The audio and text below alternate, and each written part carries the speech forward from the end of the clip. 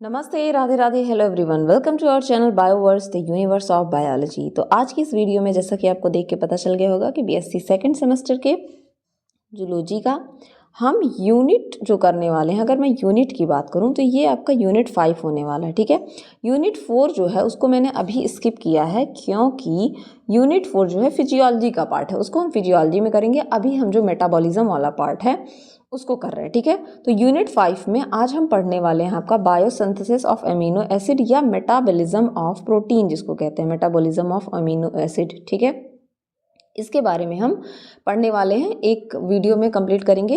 इस चैप्टर की सीरीज़ में आगे हम वाइटामिन्स के बारे में पढ़ेंगे। ठीक है, फिर आपको न्यूक्लिक एसिड के बारे में पढ़ना है। ठीक है, तो और आपको पढ़ना है ऑक्सीडेटिव फॉस्फोराइलेशन। ठीक है, ये कुछ चीज़ें खत्म करने के बाद आपकी फिजियोलॉजी स्टार्ट हो जाएंगी। और जो भी बच्चे परेशान हैं कि उनके एग्ज़ाम्स जल्दी हो, परेशान ना हो, आपके एग्ज़ाम तक पूरी कोशिश है कि कंप्लीट हो जाएगा सिलेबस। ठीक है, अब बायोसिंथेसिस ऑफ अमीनो एसिड की बात करें, जिसमें आपके सिलेबस में कैटाबॉलिज्म ऑफ अमीनो एसिड की बात करी गई है। तो अमीनो एसिड के बारे में आप सभी ने पढ़ा था। अगर बेसिक इन्फॉर्मेशन की बात की जाए तो 20 स्टैंडर्ड्स अमीनो एसिड्स पाए जाते हैं। ठीक है, इनको ह्यूमन के रिक्वायरमेंट के बेसिस पे इसेंशियल नॉन इसेंशियल में क्लासीफाई किया गया है। जिनकी जो हमारी बॉडी में खुद बनते हैं उन्हें हम नॉन इसेंशियल कहते हैं, और जिन्हें हम बाहर से इनटेक करते हैं, डाइट के थ्रू लेते हैं, उन्हें हम इसेंशियल अमीनो एसिड कहते हैं। ठीक है, इनको बनाने के कई पाथवे हो सकते हैं, जो जिनमें से जो नॉन इसेंशियल अमीनो एसिड है उनको सिंथेसाइज करना, उनको बनाना क्या होता है, सिंपल होता है कंपैरेटिवली नॉन इसेंशियल जो आपके इसेंशियल अमीनो एसिड है। इसेंशियल अमीनो एसिड्स काफ़ी हार्ड होते हैं बनाने में। ठीक है, अब हम यहाँ पे जो बेसिक चीज़ हमें पढ़नी है, तो ये तो थोड़ा सा रिकैप आप कह सकते हैं, बैकअप हमने देखा कि पीछे हमने क्या पढ़ा था। और अगर आपने अमीनो एसिड वाली वीडियो नहीं देखी तो जाकर देख लीजिए, क्योंकि आपको समझ में तभी आएगा जब आपने वो वीडियो देखी होगी। ठीक, अब हम बात करें अगर कैटाबॉलिज्म ऑफ अमीनो एसिड की, तो अमीनो एसिड का पर्पज यही नहीं है कि सिर्फ ये हमारे बॉडी का बिल्डिंग ब्लॉक है, मतलब ये हमारी बॉडी का बिल्डिंग ब्लॉक कहा जाता है। यूनिट जो है अमीनो एसिड को हम बिल्डिंग ब्लॉक कहते हैं। और कई सारे अमीनो एसिड्स मिलकर ही पेप्टाइड बॉन्ड बनाकर क्या बनाते हैं, प्रोटीन। और प्रोटीन के भी आप 4 स्ट्रक्चर पढ़ते हैं, that is primary, secondary, tertiary और क्वाटरनरी स्ट्रक्चर। ठीक है, ये सारी चीज़ें आपने पढ़ रखी हैं प्रीवियस वीडियो में। ठीक, अब मैं अगर बात करूं तो और क्या पर्पस है अमीनो एसिड का, तो अमीनो एसिड कार्बन और नाइट्रोजन की रिक्वायरमेंट के लिए, हमारी बॉडी में कार्बन और नाइट्रोजन की रिक्वायरमेंट के लिए भी हम क्या करते हैं, अमीनो एसिड को ही लेते हैं। वे जो द वेरी फर्स्ट स्टेप है कैटाबॉलिज्म में। कैटाबॉलिज्म का मतलब क्या होता है, कैटाबॉलिज्म एनाबॉलिज्म मैंने समझाया था। तो कैटाबॉलिज्म का मतलब होता है, कैटा से मैंने बताया था काटना। ठीक है, तो इसमें क्या करेंगे आप कि इनको तोड़ के छोटे मॉलिक्यूल्स बनाएंगे। ठीक है, बेसिकली आप क्या करेंगे, अमीनो एसिड को तोड़कर छोटे मॉलिक्यूल बनाएंगे। ठीक, कैटाबॉलिज्म। और एनाबॉलिज्म में हम क्या करते हैं, एडिशन करते हैं। ठीक है, ऐड कर करके क्या करेंगे, बड़े मॉलिक्यूल्स बनाते हैं। ठीक है, तो कैटाबॉलिज्म का जो पहला स्टेप होता है ना, उसमें होता है रिमूवल ऑफ अमीनो ग्रुप। ठीक है, NH2 ग्रुप का क्या होता है, रिमूवल होता है। ठीक है, और उसी के साथ क्या होता है, formation of corresponding keto acid. जब एक एमिनो ग्रुप का रिमूवल होगा, उसी के साथ एक कीटो एसिड बनेगा। ठीक है, जिसमें क्या पाया जाएगा, कीटोन ग्रुप पाया जाएगा। कीटो एसिड में क्या पाया जाएगा, कीटोन ग्रुप पाया जाएगा, इस वजह से उसको क्या कहेंगे, कीटो एसिड। ठीक है, और जो अमोनिया लिबरेट हो जाता है, बच जाता है काफ़ी एक्सेस मात्रा में, वो क्या हो जाता है, क्विकली, जल्दी से क्या बन जाता है, यूरिया का फॉर्मेशन हो जाता है। और वो यूरिया क्या होता है, हमारे फीसेस के थ्रू क्या होता है, बाहर निकल जाता है बॉडी के। ठीक है, कैटाबॉलिज्म जो है 4 स्टेप में होता है। पहले स्टेप की अगर बात की जाए तो उसे कहते हैं ट्रांस एमिनेशन। ठीक है, ट्रांस एमिनेशन, इसमें अमोनिया का क्या होता है, ट्रांसफर होगा। ठीक है, NH2 का क्या होगा, ट्रांसफर होता है। ठीक है, एक एक्सेप्टर रहेगा यहाँ पे और दूसरा डोनर रहेगा। अभी आप इस बात को समझेंगे, एक एक्सेप्ट करेगा अमोनिया को, एक दूसरा डोनेट करेगा। डीएमिनेशन में क्या होता है, डीएमिनेशन मीन्स रिमूवल होता है, रिमूवल ऑफ NH2। ठीक है, NH2 या अमोनिया का क्या करेंगे, अमोनिया का रिमूवल करेंगे। और जो एक्सेस अमोनिया, हमारी बॉडी में डीएमिनेशन होता रहेगा, अमोनिया रिमूव होता रहेगा, और जो एक्सेस अमोनिया रहेगा उसका क्या बन जाएगा, यूरिया बनेगा, NH2CO NH2, और हमारे फीकस के थ्रू निकल जाएगा। चौथा स्टेप होता है डीकार्बोक्सिलेशन। एक एक करके इन स्टेप्स को समझेंगे। सबसे पहला अगर ट्रांस एमिनेशन की बात की जाए, तो ट्रांस एमिनेशन के बारे में पहली बार बताने वाले 1939 में रसिया के 2 वर्कर थे, साइंटिस्ट थे, ब्रॉन्स्टीन और बाइचकोव, ठीक है, बाइचकोव या जो भी आप इनको बिचकोव जो भी प्रोनाउंस कर सकते हैं आप कर सकते हैं। ब्रॉन्स्टीन एंड बिचकोव या बाइचकोव जो है उन्होंने इसको पहली बार इंपॉर्टेंस दिया था, ठीक है। अब इसमें होता क्या है, मोस्ट इंपॉर्टेंट प्रोसेस है ये, कन्वर्जन होता है इसमें। ट्रांस एमिनेशन का मतलब कन्वर्जन होगा amino acid into keto acid. Amino acid क्या होगा, किसमें कन्वर्ट होता है, कीटो एसिड में कन्वर्ट होगा। इस प्रोसेस में क्या होता है, एक अमीनो एसिड डोनर की तरह काम करेगा, ठीक है। 2 अमीनो एसिड हम लेंगे, अगर मैं इस तरीके से बात करूं, NH2 या NH3 COOH, यहाँ पे आपका CH3 मान लीजिए, एक कोई R ग्रुप है, सॉरी यहाँ पे आपका H हो गया, कोई R, और इसी तरीके से दूसरा अमीनो एसिड। एक इसमें क्या होगा, डोनर होगा, मान लीजिए ये क्या है, ये डोनेट कर रहा है, तो और दूसरा क्या होगा, एक्सेप्टर अमीनो एसिड होगा, रेसिपिएंट होगा, ठीक है। तो इससे क्या होगा, जो डोनेट करेगा, ठीक है, डोनर जो अमीनो एसिड है is converted into new keto acid. जो डोनर वाला है मतलब जो देगा वो नया कीटो एसिड बना लेगा, ठीक है, डोनर, ठीक है। और जो रेसिपिएंट होगा, जो रिसीव करेगा, ठीक है, रिसीवर क्या करेगा, वो न्यू एमिनो एसिड में बदल जाएगा, ठीक है। ट्रांस एमिनेशन एक रिवर्सिबल प्रोसेस है और इस प्रोसेस को कराने के लिए एक एंजाइम लगता है जिसको हम कहते हैं ट्रांस एमिनेज या अमीनो ट्रांसफरेज। 2 नाम है इसका, ट्रांस एमिनेज, मान लीजिए ये अमीनो एसिड का ये प्रोसेस, पहला अमीनो एसिड, इससे जो प्रोसेस हुआ, यहाँ पे जो एंजाइम लगता है, आप सभी को पता है कि एंजाइम का क्या काम है, एंजाइम आपको डिटेल में पढ़ाया गया है।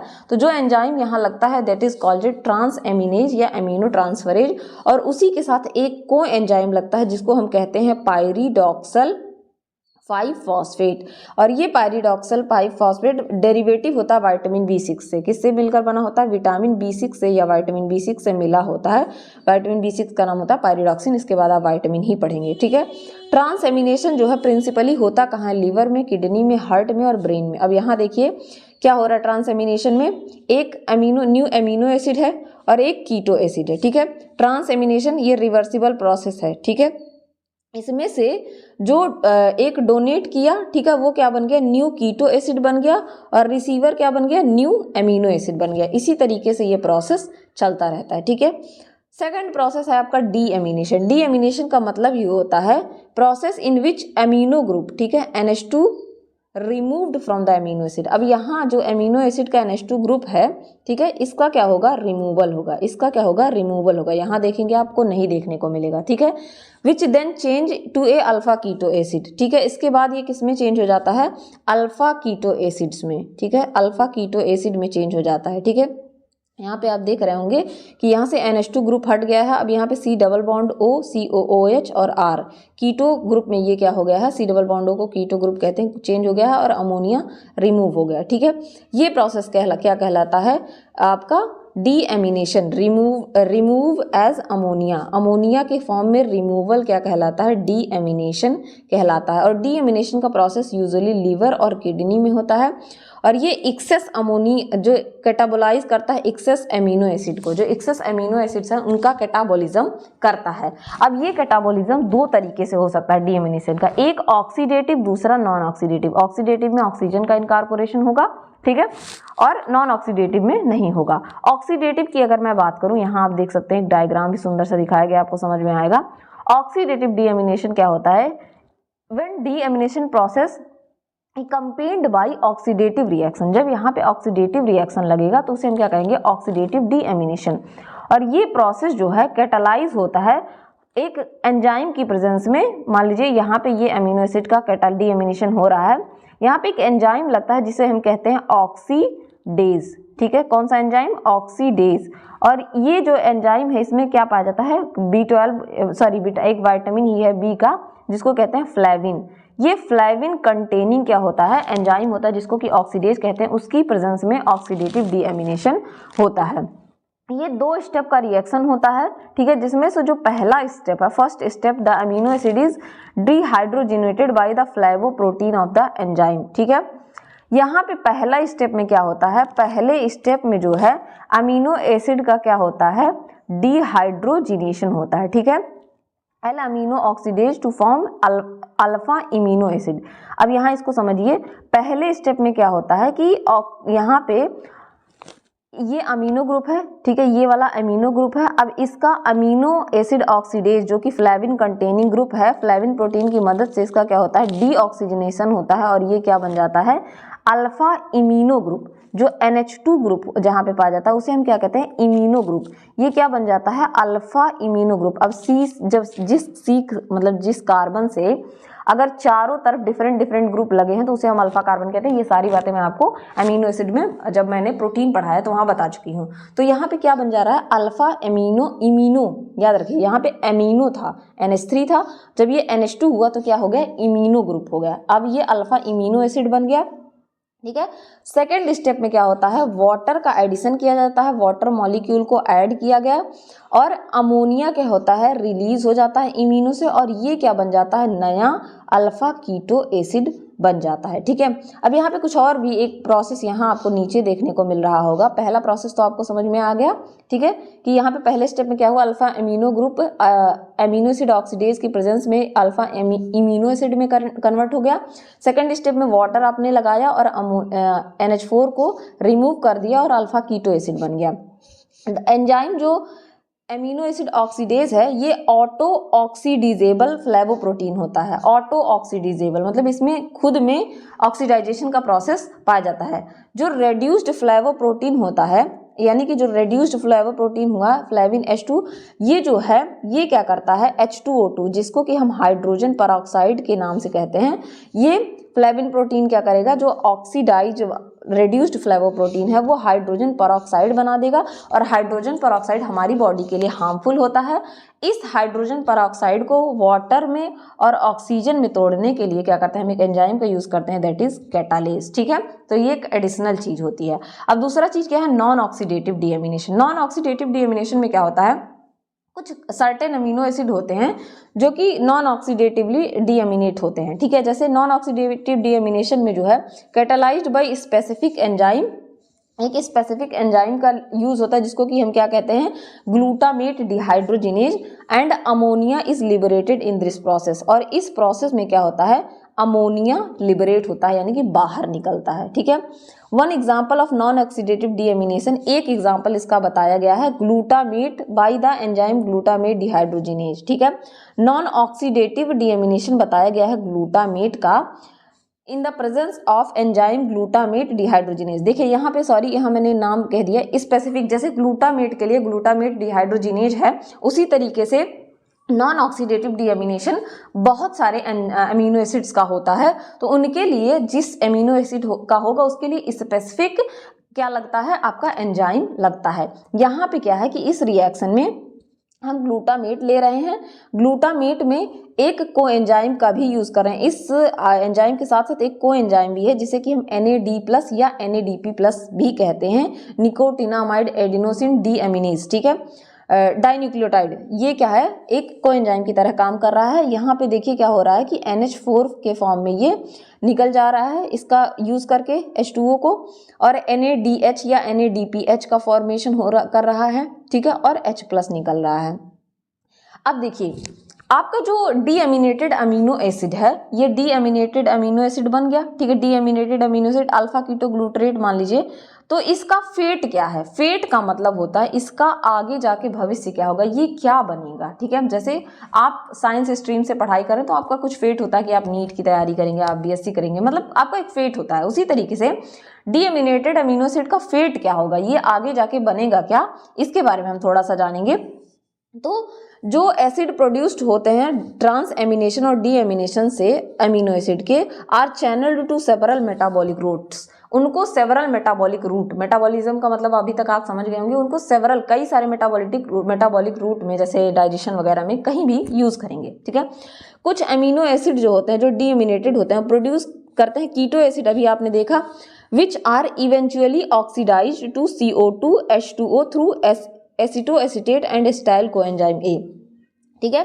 कुछ अमीनो एसिड जो होंगे जो इवेंचुअली ऑक्सीडाइज हो जाते हैं और कार्बन डाइऑक्साइड और वाटर बनाते हैं, किसके थ्रू, एसिटोएसिटेट और एसिटाइल कोएंजाइम की वजह से, ठीक है। इसमें से एसिटोएसिटोन जो एक तरीके का कीटोन बॉडीज है, आप सभी जान रहे हैं, इसके पहले वाले लेक्चर में ही मैंने कीटोन बॉडीज के बारे में पढ़ाया, कीटोजेनेसिस पढ़ाया है, तो कैसे निकलता है वो फुल्ली आप सब समझ गए होंगे। तो इसमें से एक acetoacetone is one of the chemical constitute of ketone body formed in pathological condition of urine. ठीक है, किसी किसी पैथोलॉजिकल कंडीशन में एसिटोएसीटोन भी बन जाता है कुछ अमीनो एसिड, डीएमिनेटेड अमीनो एसिड से, जो कि एक तरीके का क्या है, कीटोन बॉडीज है। और कीटोन बॉडीज का क्या यूज है, इसके जस्ट पहले वाले लेक्चर में लिपिड मेटाबॉलिज्म में हमने पढ़ा है। ठीक है, Thus, the amino acid which leads to the formation of acetoacetone during metabolism called as ketogenic। ठीक है, तो जो अमीनो एसिड, ठीक है, एसिटोएसीटोन के मेटाबॉलिज्म से बनते हैं, ऐसे अमीनो एसिड को कीटोजेनिक अमीनो एसिड कहते हैं। और ऐसे अमीनो एसिड में कीटोन पाया जाएगा, कीटोन ग्रुप पाया जाएगा। और ऐसे अमीनो एसिड का एग्जांपल है ल्यूसीन और लाइसिन। ठीक है, कुछ अमीनो एसिड जो होते हैं डीएमिनेट होकर कीटो एसिड प्रोड्यूस करते हैं, जो कि टूट के फिर क्या बना लेते हैं, पायरुवेट और alpha ketoglutarate, succinyl coenzyme, fumarate, oxaloacetate बना लेते हैं। आप सभी को पता है कि आगे जाके इनको हम ग्लूकोज और ग्लाइकोजन के सिंथेसिस में यूज कर लेते हैं। क्रेब्स साइकिल के सब क्या है, कंपोनेंट्स हैं। ठीक है, दिस अमीनो एसिड इज, और जो अमीनो एसिड जो है जिनका यूज हम क्या करते हैं, ग्लूकोज या ग्लाइकोजन बनाने में करते हैं, इनको क्या कहते हैं, ग्लाइकोजेनिक या एंटी कीटोजेनिक अमीनो एसिड कहते हैं। ठीक है, ग्लाइकोजेनिक यानी कि उसमें ग्लूकोज के कंटेंट पाए जाएंगे तो इनको एंटी कीटोजेनिक भी कहेंगे। और ऐसे अमीनो एसिड के, ग्लूकोजेनिक अमीनो एसिड के या एंटी कीटोजेनिक अमीनो एसिड के एग्जाम्पल्स हैं alanine, glycine, serine, aspartate, glutamate, valine, histidine, arginine, proline, methionine, cysteine और आर्जिनिन। ऐसे अमीनो एसिड्स ये क्या है, ग्लूकोजेनिक। तो यहाँ से आपको पता भी चल गया कौन सा अमीनो एसिड ग्लूकोजेनिक है, कीटोजेनिक है, ये वैसे मैंने इसको बताया भी है। और कुछ अमीनो एसिड क्या होते हैं, प्रिकर्सर। प्रिकर्सर का मतलब होता है कि जैसे मान लीजिए अगर आपको दाल चावल सब्जी बनानी है तो चावल अगर आपको बनाना तो चावल क्या है, बेसिक कंपोनेंट है, प्रिकर्सर है, इसी से चावल आगे जाके बनेगा, या उसी से खीर बनेगा, या उसी से कुछ और भी बनेगा। ठीक है, तो कुछ अमीनो एसिड प्रिकर्सर होते हैं दोनों के लिए, ग्लूकोज और कीटोन बॉडीज के लिए। ऐसे एनिमल को glucogenic and ketogenic amino acid कहते हैं, दोनों जिसमें पाए जाएंगे, जैसे कि phenyl aniline, tyrosine, isoleucine, threonine और ट्रिप्टोफान। जिसमें से फेनाइल एनालीन, ट्रिप्टोफान और टायरोसिन ये क्या है, साइक्लिक एरोमेटिक अमीनो एसिड भी हैं। ठीक है, अब फेट ऑफ अमोनिया।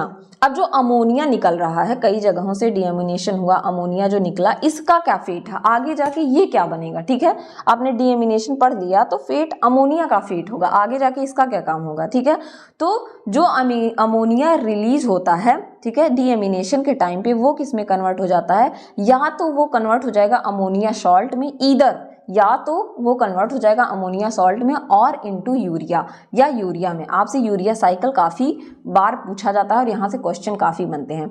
फॉर्मेशन, पहली बात यहाँ समझ लें, फॉर्मेशन ऑफ अमोनियम सॉल्ट। तो अमोनियम आयन जो है NH4+ are formed some of the ammonia released by deamination of amino acids. तो कुछ जो डीएमिनेशन होता है उसमें क्या बनते हैं, अमोनियम आयंस बनते हैं, और ये अमोनियम आयंस बॉडी के थ्रू एक्सक्रीट कर दिए जाते हैं अमोनियम साल्ट के फॉर्म में, बॉडी से निकाल दिए जाते हैं, क्योंकि हमारे लिए अमोनिया बेनिफिशियल नहीं है। ठीक है, और जो सेकंड होता है, या तो वो अमोनियम साल्ट के फॉर्म में निकल जाएगा, दूसरा हो जाएगा यूरिया का फॉर्मेशन, और इसी को हम यूरिया साइकिल कहते हैं, या इसी को हम क्रैब हैंसलेट साइकिल कहते हैं, या इसी को हम सिट्रुलिन साइकिल भी कहते हैं। क्या कहते हैं, सॉरी, ऑर्निथीन साइकिल भी कहते हैं। क्यों कहते हैं, इसके बारे में हम समझेंगे।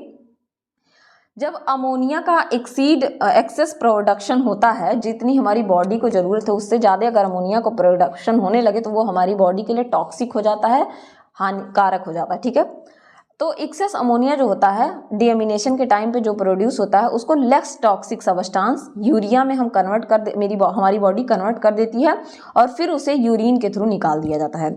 जो यूरिया साइकिल का प्रोसेस है यूरिया का, वो साइक्लिक प्रोसेस है, इसी वजह से इसे यूरिया साइकिल कहते हैं। और इसके बारे में बताने वाले, इस आउटलाइन को बताने वाले जो साइंटिस्ट थे, हैंस क्रेब थे और कुर्ट हैंसलेट थे। 1932 में इन्होंने बताया था, इसी वजह से इसे क्रेब्स हैंसलेट साइकिल भी कहा जाता है। क्रैब साइकिल नहीं कहा जाएगा इसको, क्रैब हैंसलेट साइकिल, क्योंकि दो साइंटिस्ट कुर्ट हैंस क्रेब और कुर्ट हैंसलेट ने बताया था। तो याद रखिए, क्रेब साइकिल में आप कंफ्यूज नहीं होंगे, इसे क्रेब्स हैंसलेट साइकिल कहा जाता है। ठीक है, चीफ साइट जो होता है यूरिन के फॉर्मेशन का, वो लीवर होता है। ठीक है, और लीवर के फॉर्मेशन के बाद, ठीक है, ये कहाँ पहुँचता है, यूरिया ब्लड में आपके पहुँचता है, ब्लड स्ट्रीम में आपके ब्लड में छोड़ दिया जाता है, वहाँ से ये जाता है किडनी के पास, किडनी में होता है फिल्ट्रेशन और फाइनली इसको यूरिन के थ्रू निकाल दिया जाता है। यूरिया के सिंथेसिस में कुल 5 स्टेप होते हैं और हर स्टेप के लिए अलग अलग स्पेसिफिक एंजाइम लगता है, जिसमें इन 5 स्टेप के रिएक्शन में 2 टेक्स प्लेस इन माइटोकॉन्ड्रिया, 2 जो हैं, ठीक है, 2 माइटोकॉन्ड्रिया में होंगी, 2 रिएक्शन माइटोकॉन्ड्रिया में होंगी और बाकी बचे 3 कहाँ पे होंगी, साइटोप्लाज्म में होंगी। तो इसको भी याद रखिएगा, 2 कहाँ होंगी, माइटोकॉन्ड्रिया में होंगी, बाकी बचे 3 साइटोप्लाज्म में होंगी। और इस साइकिल को हम ऑर्निथीन साइकिल भी कहते हैं। क्यों कहते हैं? क्योंकि it involves conversion of amino acid ornithine to citrulline through glutamic acid which is derived from aspartic acid by transamination and or from alpha ketoglutarate or amino acid। देखिए ये क्या करता है, कन्वर्जन करता है एमिनो एसिड का ornithine से क्या बनाता है, टू सिट्रुलिन, ठीक है, और किसकी मदद से, एक थ्रू ग्लूटामिक एसिड का यूज करता है, जो कि किससे डिराइव्ड होता है, ग्लूटामिक एसिड डिराइव्ड होता है किससे, एस्पार्टिक एसिड से, उसके ट्रांस एमिनेशन डीएमिनेशन से। तो ये क्या करता है, ऑर्निथीन से सिट्रुलिन बनाने का जो काम होता है, इसी वजह से इसको ऑर्निथीन साइकिल भी कहते हैं। अब इस साइकिल को हम समझेंगे।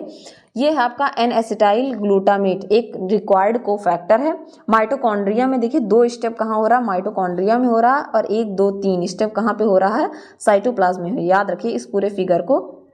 अगर आप देखना चाहें, मैं थोड़ा सा और ऊपर करती हूँ यहाँ पे ताकि ये आए ना, ठीक है। यहाँ पे देखिए 2 स्टेप कहाँ पे हो रहा है, ये माइटोकॉन्ड्रिया वाले रीजन में, और 1 2 3 स्टेप कहाँ पे हो रहा है, साइटोप्लाज्म में। कहाँ पे हो रहा है, लीवर में हो रहा है। सारी चीज़ों को आप याद रखेंगे, डायग्राम से चीज़ें आपको ज़्यादा अच्छे से समझ में आती हैं।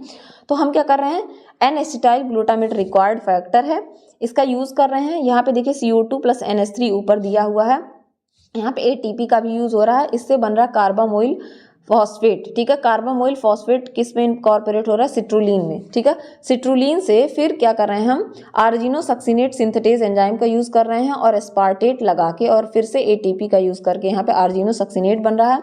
आर्जिनोसक्सिनेट से एंजाइम, फिर आर्जिनोसक्सिनेटेज एंजाइम बन रहा है और उससे बाहर निकल जा रहा है फ्यूमरेट, ठीक है, और उससे बन रहा आर्जिनिन। आर्जिनिन से फिर हम ऑर्निथीन बना रहे हैं, किसका यूज़ करके, आर्जिनेज एंजाइम का यूज़ करके, वाटर का यूज़ करके, ठीक है, और ये ऑर्निथीन बना ले रहा है। फिर यहाँ से इस वाटर का यूज़ करके यहीं से यूरिया बन जा रहा है, ये यूरिया जा रहा है ब्लड स्ट्रीम में, ठीक है, ब्लड स्ट्रीम से फिर कहाँ जा रहा है, किडनी में जा रहा है, ठीक है। तो यहाँ पे क्या हो रहा है, यूरिया का फॉर्मेशन हो रहा है और साथ के साथ क्या हो रहा है, ऑर्निथीन का भी फॉर्मेशन हो रहा है। इस वजह से इसको ऑर्निथीन का साइकिल भी कहते हैं, ठीक है। अब आता है चौथा स्टेप, आपने पढ़ लिया transamination, deamination, urea cycle.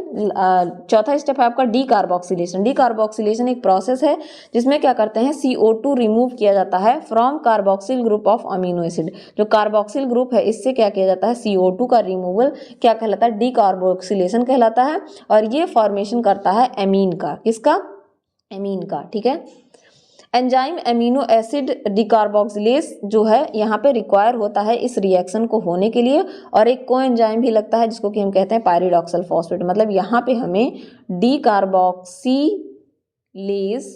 Catalase enzyme का भी लगेगा, और यहाँ पे पायरिडॉक्सल फॉस्फेट को एंजाइम का यूज करके हम क्या करेंगे, अमीनो एसिड से क्या करेंगे, करस्पॉन्डिंग एमीन, ठीक है, CO2 को रिलीज करा के, यहाँ पे CO2 रहेगा, लिख लीजिएगा, रिलीज करके करस्पॉन्डिंग एमीन बना रहे हैं। एग्जाम्पल के लिए जो है यहाँ पे एक एग्जाम्पल दिया गया, हिस्टीन जो है decarboxylated to histamine by histidine decarboxylase, ठीक है, and 3,4 dihydroxyphenyl alanine is decarboxylated to dopamine. Sorry, समझिए यहाँ पे क्या हो रहा है, हिस्टिडीन जो है, हिस्टिडीन कन्वर्ट हो जा रहा है किसमें, बाई हिस्टामीन, ठीक है, किसके थ्रू, कौन सा प्रोसेस हो रहा है, डिकार्बोक्सिलेशन का प्रोसेस हो रहा है, ठीक है। और यहाँ पे 3,4 डाईहाइड्रोक्सोफिनाइल एनालिन डिकार्बोक्सिलेन होकर डोपामीन आपका जो हार्मोन है उसको बनाता है। जो इस टाइप के रिएक्शन हैं, एमीन्स क्या कहलाते हैं, बायोजेनिक एमीन्स कहलाते हैं। Many of these amines have strong pharmacological effects, other are important precursor of hormone. इसमें से कुछ का इस जो फार्माकोलॉजिकल इफेक्ट है काफ़ी ज़्यादा है, ठीक है, और कुछ हार्मोन के बनने के लिए, जैसे अब इसमें से देखिए हिस्टामीन जो ये आपका है डाईहाइड्रोक्सोफिनाइल एनालिन क्या कर रहा है, डोपामीन। डोपामीन एक हार्मोन है, इसको बनाने का काम कर रहा है। ठीक है, अब हम कुछ प्रोटीन के सोर्स देख लेते हैं। ठीक है, प्रोटीन के सोर्स क्या हैं आपके, जैसे आपके कॉमनली अगर देखा जाए तो प्रोटीन के सोर्स योगर्ट हो गया, दही की ही तरह होता है, चीज़ हो गया, फिशेज हो गया, beans, nuts, green peas, meat, eggs, lentils, soya products, quinoa और सी फूड्स, ये सारे क्या हैं आपके सोर्स ऑफ प्रोटीन्स हैं। बायोलॉजिकल इंपॉर्टेंस हमने पढ़ा है, इस स्लाइड में हम थोड़ा सा कवर करेंगे डेफिशिएंसी डिजीज कौन कौन से, मतलब अगर प्रोटीन की कमी हो जाए, डेफिशिएंसी हो जाए तो कौन कौन सी आपको रोग या बीमारी या डिजीज हो सकते हैं, उसके बारे में हम समझेंगे। तो प्रोटीन की डेफिशिएंसी की बात अगर की जाए तो इसकी वजह से वीक मसल टोन, आपके मसल जो है वीक हो जाएंगे, टिन हो जाएंगे, ब्रिटल मतलब जल्दी से टूट जाएंगे अगर रहे ही ना, इडेमा हो सकता है, स्वेलिंग हो सकती है, स्किन लेसन, स्किन में आपके लेसन्स बन सकते हैं, मतलब ऐसे क्या कहते हैं मतलब जॉइंट थक्के टाइप का, फटीग हो सकता है आपको, थकान, स्टंटेड ग्रोथ बहुत धीरे धीरे होगी, कॉग्निटिव डेवलपमेंट मतलब आपके ब्रेन का डेवलपमेंट बहुत धीरे होगा, मेंटल हेल्थ आपकी चिल्ड्रंस की बहुत खराब हो जाएगी। कुछ 3 डिजीज के नाम दिए हैं, इसमें से है मेरेस्मस, क्वाइसरकोर एंड कैचेशिया। ठीक, मेरेस्मस की बात करें तो ये इन्फेंट्स मतलब जो छोटे न्यूबॉर्न बेबीज हैं उनको और यंग चिल्ड्रन को ये क्या करता है, इफेक्ट करता है। इसमें वेट लॉस, डिहाइड्रेशन मतलब पानी की कमी, और इस रोग से ग्रसित मेरेस्मस से जो लोग अफेक्टेड होते हैं उनकी बॉडी बोनी मतलब शरीर के ढांचे की तरह हो जाती है और लिटिल मसल टोन हो जाता है। लोग कहते हैं अरे क्या मेरेस्मस से पीड़ित हो, जो दुबले लोग हैं उनको।